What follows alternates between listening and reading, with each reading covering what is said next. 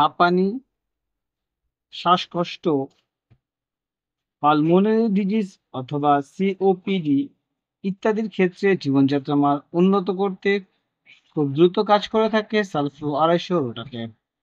আসসালামু আলাইকুম, শামস মেডিসিন টিপসে আপনাদের সবাইকে স্বাগতম। আমি আবারও চলে আসলাম আপনাদের মাঝে নতুন একটি টপিকস নিয়ে। আজকে আমার টপিকস হচ্ছে সালফ্লু 250 রোটাক্যাপ। এটি আমাদের হাঁপানি, শ্বাসকষ্ট, ঘন ঘন কাশি, তীব্র ব্রঙ্কাইটিস, সিওপিডি ইত্যাদি ক্ষেত্রে খুব দ্রুত কাজ করে থাকে। সুতরাং টপিকসটি শুরু করার পূর্বে আপনাদের কাছে আমার অনুরোধ, প্লিজ বন্ধুরা চ্যানেলটি সাবস্ক্রাইব করুন এবং ভিডিওটি আপনার টাইমলাইন থেকে শেয়ার করে দিন। যারা অলরেডি আমার চ্যানেলটি দেশ এবং প্রবাস থেকে সাবস্ক্রাইব করেছেন তাদেরকে অসংখ্য ধন্যবাদ। যারা এখনো সাবস্ক্রাইব করেননি প্লিজ চ্যানেলটি সাবস্ক্রাইব করুন এবং ভিডিওটি আপনার টাইমলাইন থেকে শেয়ার করে দিন। এর ফলে হয়তো আপনি উপকৃত হতে পারেন অথবা আপনার প্রিয় মানুষ যারা এই ধরনের সমস্যায় ভুগছে তাদের উপকার আসতে পারে। সুতরাং আবারও বলছি, চ্যানেলটি সাবস্ক্রাইব করে ভিডিওটি আপনার টাইমলাইন থেকে শেয়ার করে দিন। চলুন বন্ধুরা আমরা চলে যাই আমাদের মেন টপিকসে। সালফ্লু 250 রোটাক্যাপ হলো একটি সম্মিলিত ইনহ্যালেশন ঔষধ যা হাঁপানি এবং দীর্ঘস্থায়ী বাধাজনিত পালমোনারি রোগের সিওপিডি দীর্ঘমেয়াদী ব্যবস্থাপনার জন্য ব্যবহার করা হয়। প্রতিটি ক্যাপসুলে রয়েছে সালমিজিরোল 50, একটি দীর্ঘ কার্যকরী বিটা 2 অ্যাড্রেনার্জিক অ্যাগনিস্ট LABA এবং ফ্লুটিকোসন, একটি কর্টিকোস্টেরয়েড। একসাথে এই দুটি সক্রিয় উপাদান ব্রঙ্কোডাইলেশন এবং প্রদাহ বিরোধী প্রভাব উভয় প্রদান করে, যা দীর্ঘস্থায়ী শ্বাসনালী রোগের ব্যাপক নিয়ন্ত্রণ প্রদান করে থাকে। এই পর্যায়ে বন্ধুরা আমরা জানবো যে দুটি উপাদান রয়েছে, সালমিটিরোল এবং ফ্লুটিকোসন। এই দুটির কাজ কি? প্রথমে আমরা জানবো বন্ধুরা সালমিটিরোলের কাজ।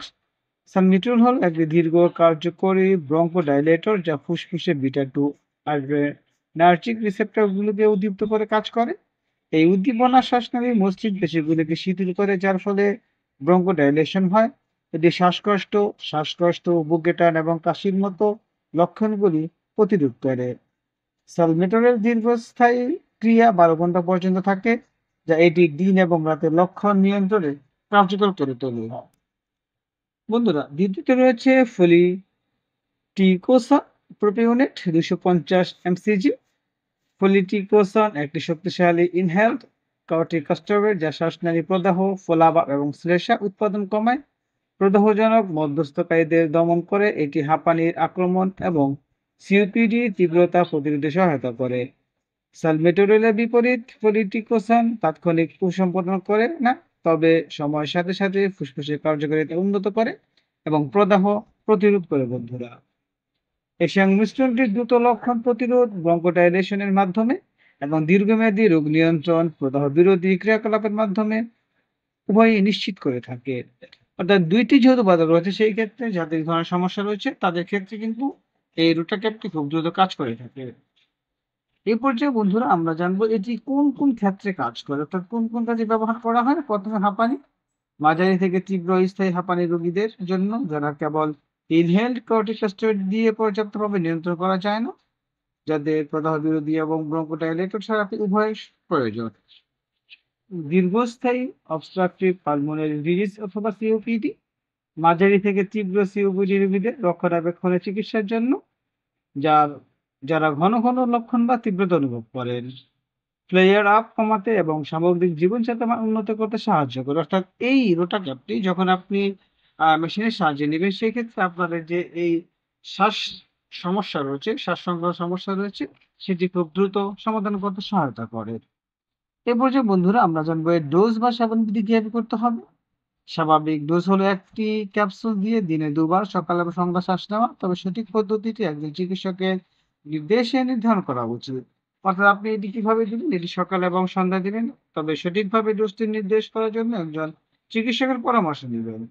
সালফ্লু 250 রোটাক্যাপ একটি রোটাহেলার ডিভাইসের সাথে ব্যবহার করা হয়, যা ক্যাপসুলটি ছিদ্র করে এবং গুঁড়ো ওষুধ সরাসরি ফুসফুসে শ্বাস নিতে দেয়। অর্থাৎ একটি মেশিনের মাধ্যমে এই ওষুধটি ফুসফুসে নেওয়া হয়। রোগীদের ক্যাপসুলটি গিলে ফেলা উচিত নয়, এটি কেবল শ্বাস-প্রশ্বাসের জন্য ব্যবহারের জন্য। অর্থাৎ এই যে রোটাক্যাপ, এটি কিন্তু আপনাকে গিলা যাবে না। এটি আপনাকে মেশিনের সাহায্যে শ্বাস-প্রশ্বাসের মাধ্যমে ফুসফুসে নিতে হবে। মুখে থ্রাশ বা ছত্রাক সংক্রমণ প্রতিরোধের জন্য শ্বাস-প্রশ্বাসের পরে মুখ ধুয়ে ফেলার পরামর্শ দেওয়া হয়। তা যখন আপনি এটি আর শ্বাস-প্রশ্বাসের মাধ্যমে অর্থাৎ বেশির মাধ্যমে দিবেন। তারপরে আপনি মুখটি ধুয়ে ফেলবেন যাতে ছত্রাক সংক্রমণ না করে।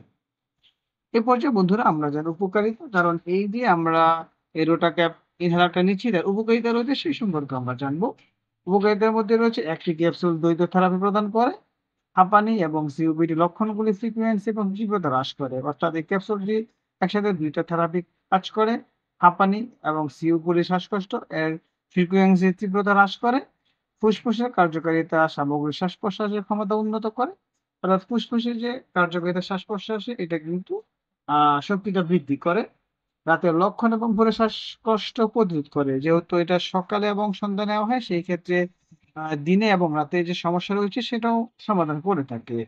ঘন, ঘন রেস্কিউ ইনহেলার প্রয়োজন হ্রাস করে। অর্থাৎ আপনি যদি ঘন, ঘন ইনহেলার ব্যবহার করেন সেই ক্ষেত্রে এই রোটাক্যাপ ইউজ করলে আপনার ঘন, ঘন ইনহেলার নেওয়ার প্রয়োজন পড়বে না।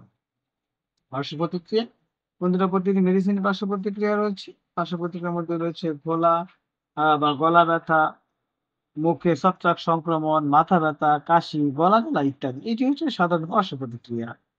এ পর্যায়ে বন্ধুরা আমরা কিছু সতর্কতা জানবো। কারণ প্রতিটি মেডিসিনের সতর্কতা রয়েছে, সুতরাং সতর্কতার বিষয়ে আমাদেরকে জানতে হবে।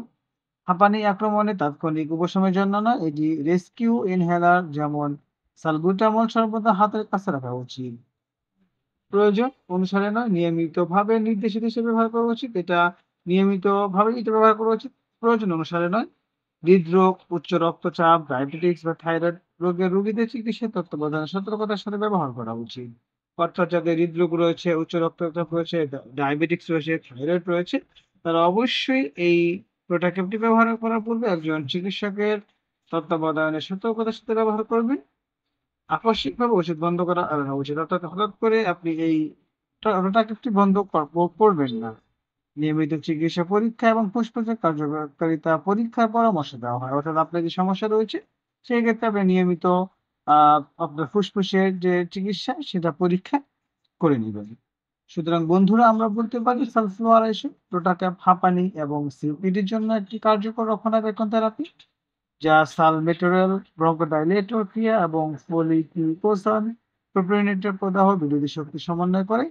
এটি শ্বাস-প্রশ্বাসের উন্নতি করে, প্রদাহ কমায়, দীর্ঘস্থায়ী শ্বাসযন্ত্রের রোগে আক্রান্ত রোগীদের জীবনযাত্রার মান উন্নত করে।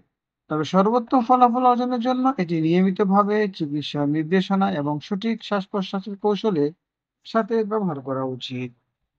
সালফ্লু আলাসি সম্পর্কে যদি বন্ধুরা আপনারা কোনো কিছু জানতে চান অবশ্যই আমাদেরকে কমেন্টস করে জানিয়ে দিন।